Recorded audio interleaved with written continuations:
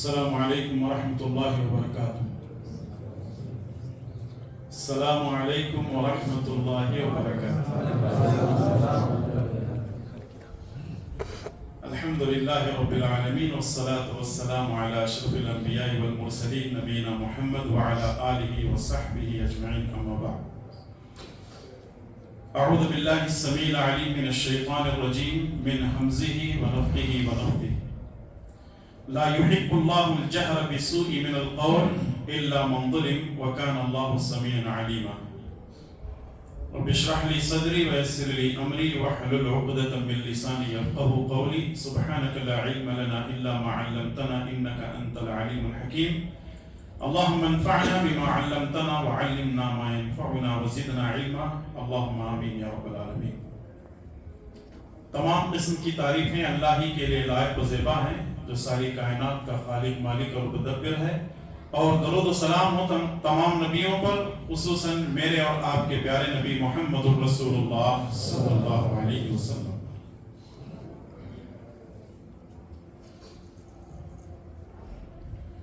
قابل قدر اسلامی بھائیوں اور بہنوں،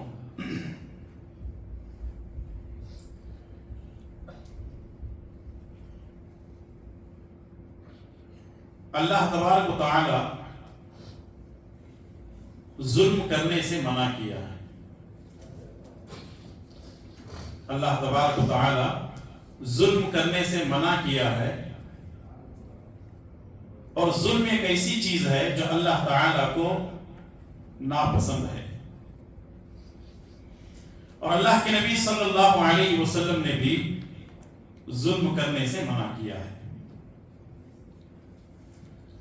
آج بے دینی اور جہالت اتنی زیادہ ہے کہ لوگ کسی پر ظلم کرنے سے پیچھے نہیں ہٹتے، بلکہ کسی نہ کسی انداز سے ظلم کر رہے ہیں. السلسلۃ الصحیحہ کی ایک حسن درجے کی روایت ہے. انس بن مالک رضی اللہ تعالی عنہ فرماتے ہیں، اللہ کے پیارے نبی صلی اللہ علیہ وسلم نے فرمایا کہ ظلم کی 3 قسمیں ہیں. یعنی ظلم 3 طرح کا ہے. وہ ظلم جو بخشا نہیں جائے گا، ظلم کی پہلی قسم ہے وہ ظلم جو بخشا نہیں جائے گا. اور وہ ظلم جو اللہ چاہے تو بخش دے گا. اور تیسرا وہ ظلم جو چھوڑا نہیں جائے گا. یہ ظلم کی 3 قسمیں ہیں جو نبی کریم صلی اللہ علیہ وسلم نے بیان فرمائی ہیں. وہ ظلم جو بخشا نہیں جائے گا، وہ ظلم کون سا ہے؟ جو کسی بھی حالت میں بخشا نہیں جائے گا. یعنی ایک ایسا ظلم ہے جو کبھی بھی معاف نہیں کیا جائے گا. اور وہ ظلم کون سا ہے؟ ان الشرک لظلم عظیم. شرک اللہ پر بہت بڑا ظلم ہے. ان اللہ لا یغفر ان یشرک به ویغفر ما دون ذلک لمن یشاء. اللہ تعالی شرک کے علاوہ ہر گناہ کو معاف کر دے گا، بخش دے گا. تو اس لیے ہر انسان کے لیے ضروری ہے کہ وہ ہر شرک سے بچے جو کہ اللہ تبارک و تعالی پر ظلم ہے. ہاں ایک راستہ ہے، ایک راستہ یہ ہے کہ مرنے سے پہلے بندہ توبہ اور استغفار کر لے، اللہ تبارک و تعالیٰ اس کے اس ظلم کو بھی، اس گناہ کو بھی معاف کر دے گا. دوسرا وہ ظلم جو اللہ تبارک و تعالیٰ چاہے تو بخش دے گا. وہ ظلم کون سا ہے؟ جو اللہ اور بندے کے درمیان ایک معاہدہ ہے. اللہ اور بندے کے درمیان ایک معاہدہ، ایک ایگریمنٹ ہے. اللہ تبارک و تعالیٰ نے بندے سے کہا نماز پڑھ، روزہ رکھ، حج کر، زکات دے، فلاں فلاں کام کر. بندہ کبھی پڑھتا ہے، کبھی نہیں پڑھتا، کبھی عمل کرتا ہے، کبھی نہیں کرتا، کبھی کرتا ہے، کبھی چھوڑ دیتا ہے. تو رسول اللہ صلی اللہ علیہ وسلم فرماتے ہیں کہ جب بندہ اللہ تبارک و تعالیٰ کے پاس پہنچے گا، قیامت کا میدان ہوگا، اللہ تعالیٰ بندے سے پوچھے گا تو نے کیا کیا؟ کہے گا اللہ یہی جو تیرے سامنے ہے، حساب و کتاب. اب وہ مشرک تو نہیں تھا لیکن توحید پرست تھا، لیکن اس کے اعمال کے اندر تھوڑی بہت کوتاہیاں تھی، کمی تھی۔ اللہ تبارک و تعالیٰ چاہے تو اس کو اپنی رحمت سے معاف کر دے، یا اللہ تبارک و تعالیٰ اس کو جہنم میں عذاب دینے کے بعد اس کو جنت کا حقدار بنائے۔ دوسرا ظلم جو اللہ تبارک و تعالیٰ چاہے تو اپنی رحمت سے بخش دے۔ تیسرا وہ ظلم ہے جو چھوڑا نہیں جائے گا، تیسرا وہ ظلم ہے جو چھوڑا نہیں جائے گا، وہ بندوں کے ظلم ہے۔ اللہ تعالیٰ قیامت کے دن ایک دوسرے سے بدلہ دلائے گا۔ اگر کسی نے کسی پر ظلم کیا ہے تو کل قیامت کے دن اللہ تبارک و تعالیٰ ظالم کی نیکیاں مظلوم کو دے دے گا۔ مظلوم اگر کہے گا کہ اے اللہ تبارک و تعالیٰ ابھی اس کا ظلم باقی ہے، تو اللہ تبارک و تعالیٰ کیا کرے گا؟ جب دیکھے گا کہ ظالم کی نیکیاں ختم ہو چکی ہیں تو مظلوم کے گناہ ظالم کے سر پر لاد دیے جائیں گے، اور اس طریقے سے ظالم کو اوندے منہ گھسیٹ کر جہنم میں داخل کیا جائے گا۔ تو اس لیے ظلم جو ہے کسی بھی حالت میں روا نہیں ہے، ظلم اللہ تبارک و تعالیٰ کو پسند نہیں ہے، اس لیے ہر آدمی کو چاہیے کہ وہ ظلم سے بچے۔ صحیح مسلم کی روایت، ابو ذر رضی اللہ تعالیٰ عنہ فرماتے ہیں رسول اللہ صلی اللہ علیہ وسلم نے اللہ تبارک و تعالیٰ سے روایت کی، اور یہ حدیث قدسی ہے۔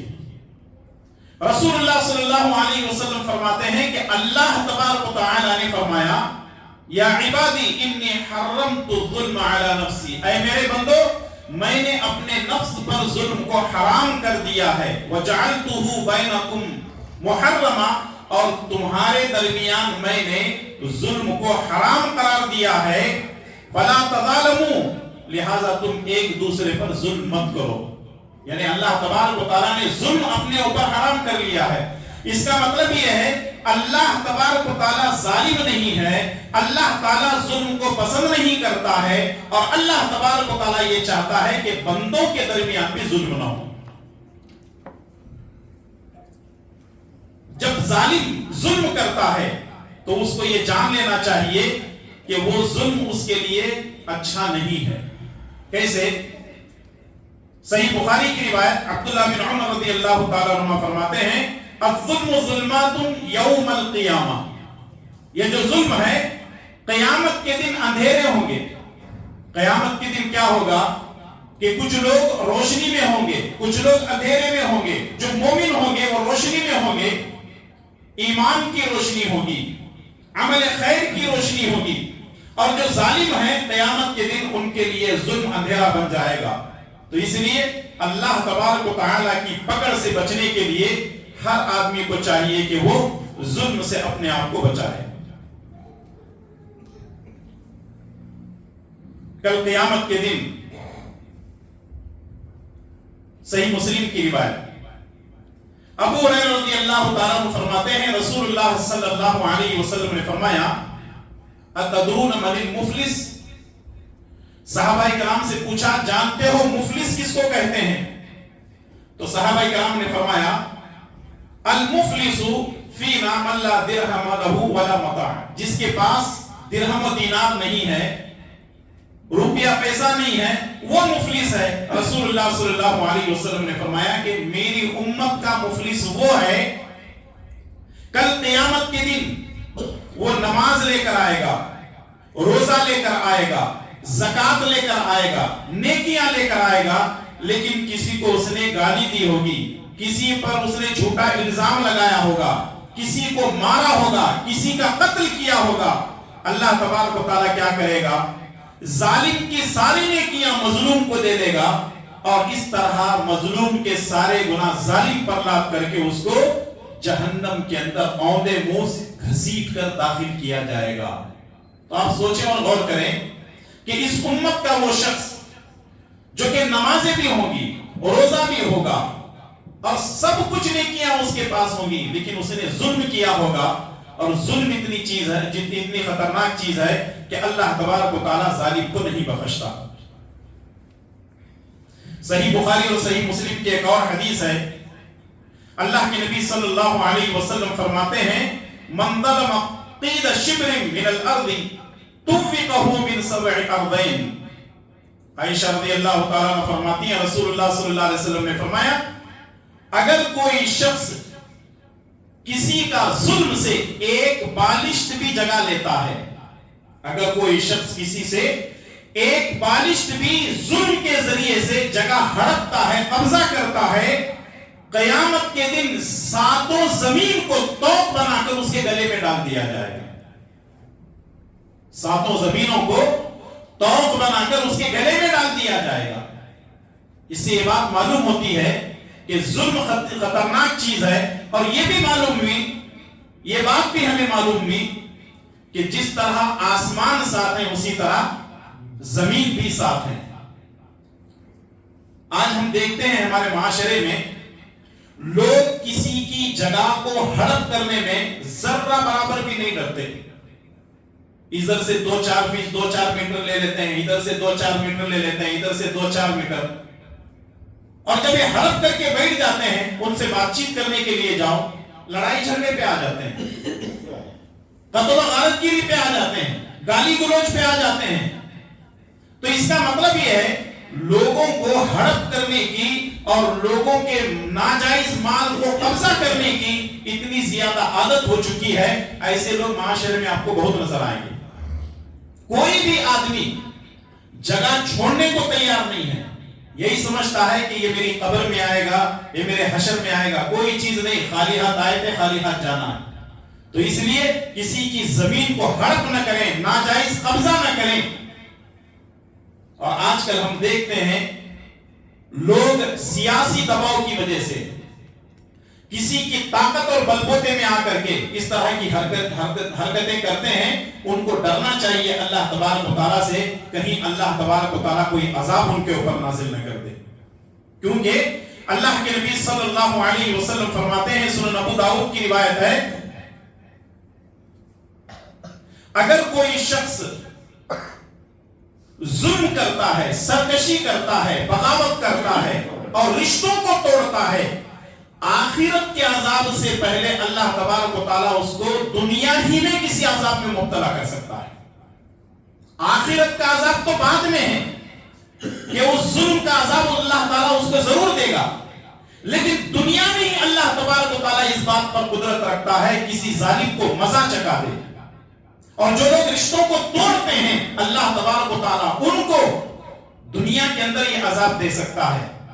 عذاب کسی بیماری کی شکل میں ہو سکتا ہے، عذاب اللہ تعالیٰ کسی ہاتھ پر توڑ کر کے کسی کو بٹھا دے، عذاب اللہ تبارک و تعالیٰ دولت چھین کر کے انسان کو ان تمام چیزوں سے مبتلا کر سکتا ہے. جو لوگ رشتوں کو توڑتے ہیں اور ظلم کرتے ہیں ان کو ڈرنا چاہیے کہ کہیں اللہ تبارک و تعالیٰ ہم کو دنیا ہی میں پکڑ کر کے کسی عذاب میں نہ مبتلا کر دے. آخرت کا عذاب تو اس سے بھی خطرناک ہے.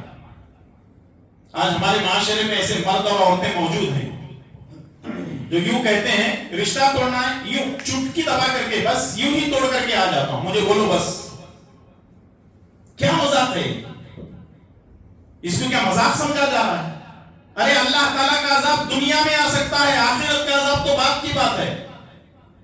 اور کچھ لوگ تو ایسے ہیں جب دور سے آنے لگتے ہیں تو سامنے والے کہنے لگتے ہیں کہ جگہ خالی کرو، یہ کچھ نہ کچھ ابھی شرارت پیدا کر کے جائے گا.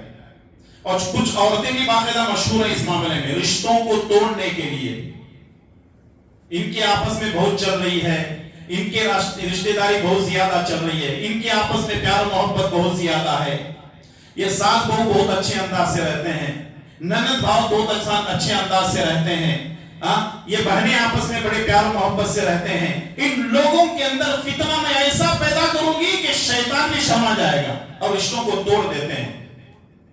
جو بے دین ہیں، جو جاہل ہیں، جن کے ذہنوں میں بغاوت اور سرکشی ہے، تو وہ اس طریقے سے ظلم کر رہے ہیں اور اس طریقے سے رشتوں کو توڑ رہے ہیں.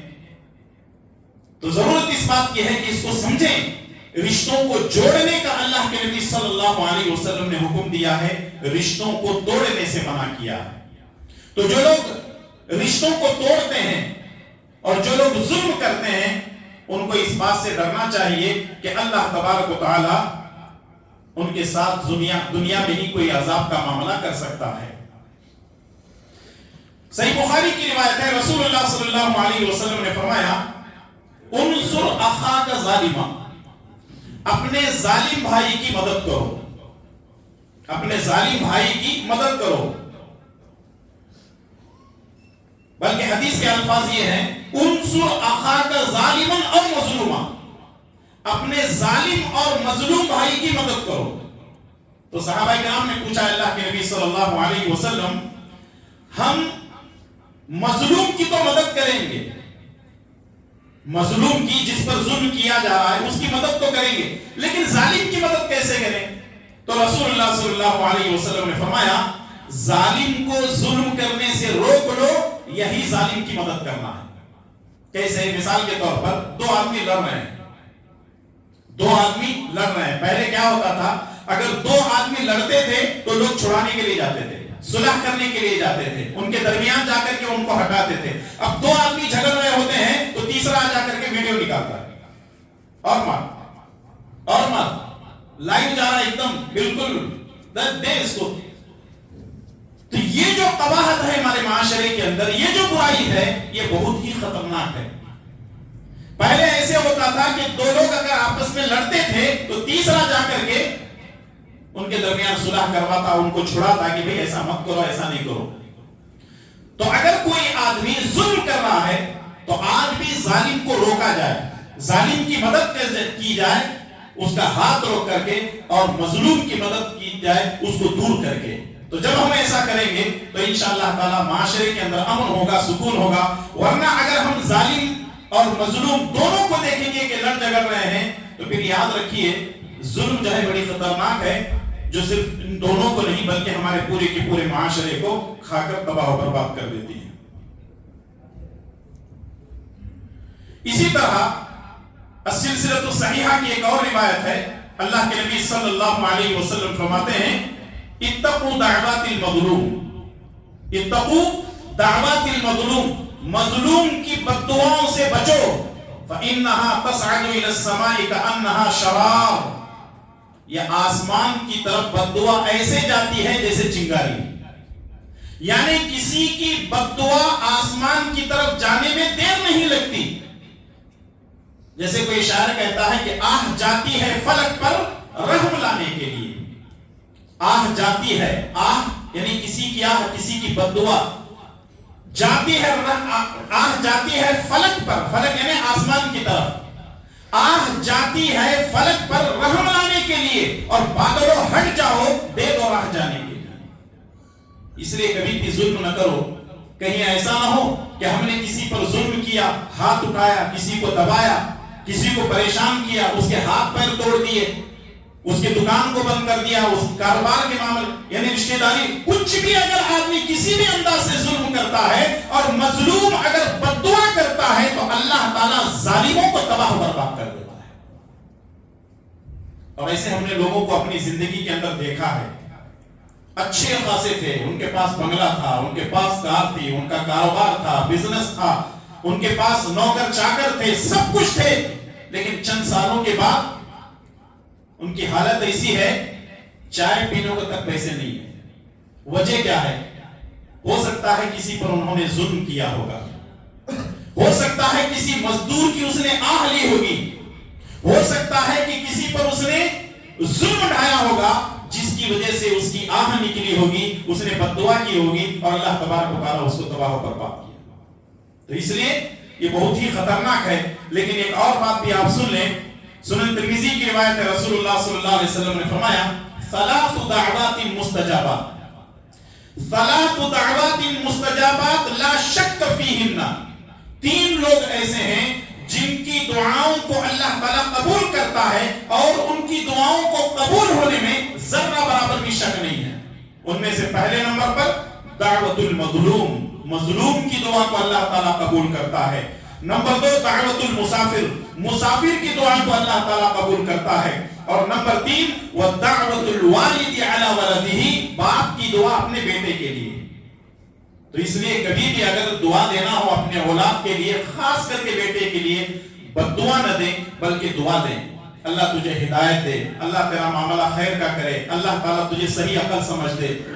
تو یہ جو دعا ہے اس طریقے سے دینا ہے، تباہی اور بربادی کی دعا کبھی بھی نہیں کرنا ہے. اور یاد رکھو اگر مظلوم بد دعا کرتا ہے، مظلوم کو بد دعا کرنے کی اجازت ہے، مظلوم اگر بد دعا کرتا ہے تو تباہی ہے، بربادی ہے. اور دنیا میں سب سے پہلے جو بربادی آئی وہ کس کی وجہ سے؟ بد دعا کی وجہ سے. دنیا کے اندر جو سب سے پہلی جو تباہی آئی وہ بد دعا کی وجہ سے، اور وہ بد دعا تھی حضرت نوح علیہ السلام کی. حضرت نوح علیہ السلام 100 نہیں، 200 سال نہیں، 500 سال نہیں، بلکہ 950 سال تک لوگوں کو اسلام کی دعوت دیتے ہیں، سوائے چند کی کوئی اسلام قبول نہیں کرتا. ٹھٹا مذاق اڑاتے تھے حضرت نوح علیہ السلام کا. 950 سال کہنا بہت آسان ہے، گزارنا بہت مشکل ہے. تو ایسی حالت میں حضرت نوح علیہ السلام نے دعا کی. کیا دعا کی؟ وقال نوح رب لا تذر على الكافرين وقال نوح رب لا تذر على الارض من الكافرين ديارا انك ان تذرهم يضل عبادك ولا يلدوا الا فاجرا كفارا. اے اللہ تعالیٰ اس روئے زمین پر کسی کافر کو زندہ مت چھوڑ، اس روئے زمین پر کسی کافر کو زندہ مت چھوڑ. زبان سے نکلے ہوئے ہلکے الفاظ نے پوری قوم کو تباہ و برباد کر دیا. آسمان سے پانی برسا، زمین سے پانی ابلا، وہی لوگ محفوظ رہے جو کشتی میں سوار تھے. یہ پہلی بد دعا ساری دنیا کے اندر آئی اور حضرت نوح علیہ السلام کی دعا کے کچھ الفاظ تھے. دوسرا واقعہ یہ ہے، اللہ کے پیارے نبی صلی اللہ علیہ وسلم جب دین کی دعوت دیتے تھے کفار اور مشرکین کو، ابو جہل، عتبہ، عتیبہ، شیبہ، یہ سارے کے سارے نبی صلی اللہ علیہ وسلم کے پیچھے پیچھے جاتے تھے اور یہ کہتے تھے او لوگوں یہ محمد کی بات نہیں سننا کیونکہ یہ پاگل ہے، یہ جادوگر ہے، یہ ساحر ہے، یہ شاعر ہے. اس طریقے کی باتیں کرتے تھے. نبی کریم صلی اللہ علیہ وسلم نے ان تمام کے حق میں بد دعا کی. ان تمام کے حق میں، اللہ کے رسول ہیں آپ، کتنا بڑا مقام ہے آپ کا، لیکن آپ کو جادوگر کہا گیا، آپ کو شاعر کہا گیا، آپ کو مجنون کہا گیا، آپ کو عجیب و غریب ناموں سے جو ہے پکارا گیا. تو رسول اللہ صلی اللہ علیہ وسلم نے ان تمام کے لیے بد دعا کی. اس میں کون تھا؟ ابو جہل ہے، عتبہ بن ربیعہ ہے، شیبہ بن ربیعہ ہے، ولید بن عتبہ ہے، امیہ بن خلف ہے، عقبہ بن ابی معیط ہے. صحابہ کرام فرماتے ہیں کہ جنگ بدر میں، بدر کے کنویں میں جن جن لوگوں کا نام نبی کریم صلی اللہ علیہ وسلم نے لیا تھا، بد دعا کی تھی، ہم نے بدر کے کنویں میں ان کو اونڈے منہ پڑے ہوئے دیکھا. یہ نبی کی بد دعا تھی کہ اللہ تبارک و تعالیٰ نے ان کو ہلاک و برباد کر دیا. ایک اور صحابی کا واقعہ ہے، واقعات بہت زیادہ ہیں، اسی پر میں اپنی بات ختم کر رہا ہوں. سعد بن وقاص رضی اللہ تعالیٰ عنہ، ان کے بارے میں ایک آدمی نے کھڑے ہو کر کے کہا کہ یہ لوگوں کی بات چیت نہیں سنتے ہیں، امامت صحیح نہیں کرتے ہیں، اور کچھ باتیں اور بھی اپنے طرف سے بنا کر کے پیش کرتا ہے. پیش کرنے والا شخص تھا اسامہ بن قتادہ. سعد بن وقاص رضی اللہ تعالیٰ عنہ اس کی باتیں سنتے ہیں. سننے کے بعد کہتے ہیں تو جھوٹا ہے، میں اپنی جگہ صحیح ہوں، اور میں تیرے حق میں 3 بد دعائیں کرتا ہوں. سعد بن عبادہ رضی اللہ تعالیٰ عنہ نے کہا کہ تو جو لوگوں کے سامنے مجھے بدنام کر رہا ہے، میری بے عزتی کر رہا ہے، کوئی بات نہیں، حالانکہ میرے اندر وہ برائیاں نہیں ہے، لیکن تو یہ ساری چیزیں کر رہا ہے، بے عزتی کرنے کی، ذلیل کرنے کی، یہ ساری چیزیں اپنی جگہ ہیں، لیکن میں تیرے حق میں بد دعا کرتا ہوں. اور وہ بد دعائیں ہیں.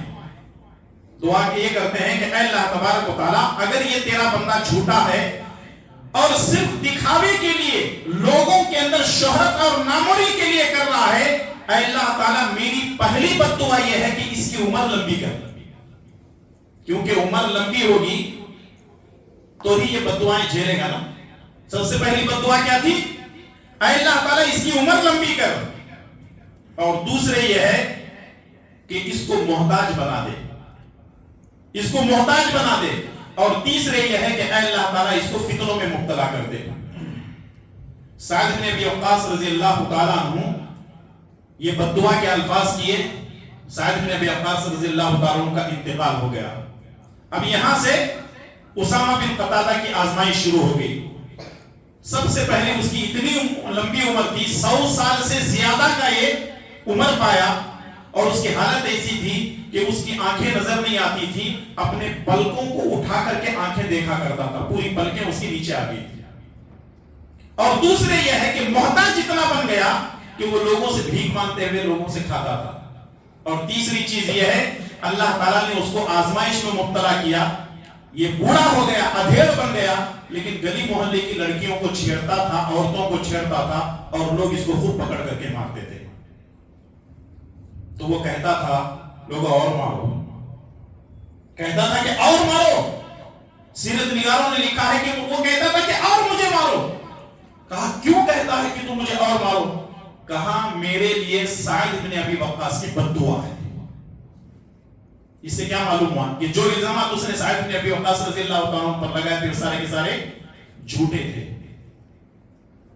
آج اگر ہم الزام لگاتے ہیں اپنی بیوی پر, اپنے بچوں پر, اپنے دوست احباب پر, اپنے رشتہ داروں پر, اپنے یا غیر پر, یا مسجد کے امام پر, مسجد کے مؤذن پر, مسجد کے خادم پر, جو اپنے ہیں غیر ہیں کوئی بھی ہے, اگر کوئی آدمی الزام لگاتا ہے ناموری کے لیے, شہرت کے لیے, اس نے یہ بات کہی تھی, یاد رکھو اگر سامنے والا بد دعا کر دینا, اللہ تبارک و تعالیٰ ایسے لوگوں کو تباہ و برباد کر دیتا ہے. ظلم اللہ تعالیٰ کو کبھی بھی پسند نہیں ہے. اور آج آپ دیکھ لیں دنیا کے اندر بہت ظلم ہو رہا ہے. پولیٹیشین ظلم کر رہے ہیں, جو سیاسی لوگ ہیں وہ ظلم کر رہے ہیں, لوگ پیسے کی بدولت ظلم کر رہے ہیں, لوگ طاقت کی بدولت ظلم کر رہے ہیں. فلسطین میں کیا ہو رہا ہے؟ ظلم ہی تو ہو رہا ہے. عراق میں کیا ہو رہا ہے؟ ظلم ہی تو ہو رہا ہے. اور دوسرے ممالک کے اندر کیا ہو رہا ہے؟ اسلام کے دشمن مسلمانوں پر ظلم کر رہے ہیں. ہمارے ملک میں کیا ہو رہا ہے؟ ظلم ہی تو ہو رہا ہے. سیاسی ظلم ہے یہ. مسجدوں کو توڑنا, مدرسوں کو توڑنا, گھروں کو توڑنا, اور بھی بہت کچھ جو ہے ظلم ہو رہا ہے. یاد رکھیے اللہ تبارک و تعالیٰ ظالموں کو چھوٹ دے دیتا ہے, لیکن جب پکڑتا ہے تو ان بطش ربک لشدید, تمہارے رب کی پکڑ بڑی سخت ہے. ظلم کرنے والوں کو پوری چھوٹ دی جا رہی ہے, کر ظلم, جو کرنا ہے کر لے, لیکن جب اللہ تعالیٰ پکڑنے پہ جائے تو اللہ تعالیٰ کسی کو نہیں بخشتا. آج وقت آ گیا ہے کہ ان کے لیے بد دعا کرو. جو ظلم کر رہے ہیں ان کے لیے بد دعا کرو, نام لے کر کے بد دعا کرو, تاکہ اللہ تبارک و تعالیٰ ان کو نیست و نابود کر دے, تاکہ اللہ تعالیٰ ان کو تہس نہس کر دے, تاکہ اللہ تبارک و تعالیٰ ان کو تباہ و برباد کر دے, تاکہ اللہ تعالیٰ ان کا نام و نشان مٹا دے. اور ایک دن آئے گا, اللہ کی توفیق سے ضرور آئے گا وہ دن, جب اللہ تبارک و تعالیٰ ان ظالموں کو کیفر کردار تک پہنچائے گا. لیکن شرط یہ ہے کہ اخلاص نیت کے ساتھ مظلوم اگر دعا کرتا ہے تو بے شک اللہ تعالیٰ مظلوم کی دعا کو سنتا بھی ہے, قبول کرتا بھی ہے, اور ظالم کو اس کے انجام تک پہنچاتا بھی ہے. میرے بھائی اور دوستو, ہم مظلوم بن چکے ہیں. پوری دنیا میں مسلمان مظلوم بن چکے ہیں, خاص کر کے اس ملک, ہمارے ملک کے اندر بھی ہم مظلوم بن چکے ہیں. تو ایسی حالت میں ہمارے لیے ایک ہی راہ ہے, ایک ہی راستہ ہے, اور وہ ہم ان کے لیے دعا کرتے رہیں, یا تو ہدایت کے لیے, یا برباد میں ان کے لیے بد دعا کرتے رہیں ان کی بربادی کے لیے. اللہ تعالیٰ مجھے اور آپ تمام کو ہر قسم سے ظلم کرنے سے محفوظ فرمائے. اللہ تعالیٰ جو لوگ ظلم کر رہے ہیں, اے اللہ تعالیٰ تو ان کے لیے کافی ہو جا. اے اللہ ہمارے مساجد و مدارس کی حفاظت فرما. اے اللہ تعالیٰ ہمارے علماء اور دعات کی حفاظت فرما. اے اللہ تبارک و تعالیٰ دین کی صحیح معنی میں خدمت کرنے کی توفیق عطا فرما. اے اللہ تعالیٰ اگر ہم نے اس سے پہلے کوئی ظلم کیا ہے تو ہمارے ظلم کو معاف فرما دے, اور ہم تمام کو تیرے احکامات پر عمل کرنے کی توفیق عطا فرما. آمین. صلی اللہ علی نبینا محمد وعلی آلہ وصحبہ اجمعین. السلام علیکم ورحمۃ اللہ وبرکاتہ. کے پیپر ہے.